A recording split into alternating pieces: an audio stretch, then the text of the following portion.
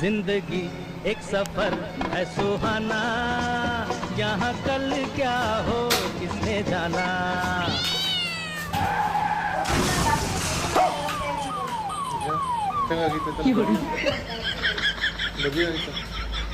अबे साले की करता हूँ तूने अचानक से स्कूटी क्यों मोड़ दिया? ना ना मुझे अरे उतना भाई बड़ी गर्मी गर्मी है। रास्ता काट दी थी, अगर स्कूटी नहीं मुझे मोड़ते गर्मी है हम लोग के साथ कुछ हादसा हो जाता तो। इसलिए देख रहा हूँ तब सरपना आया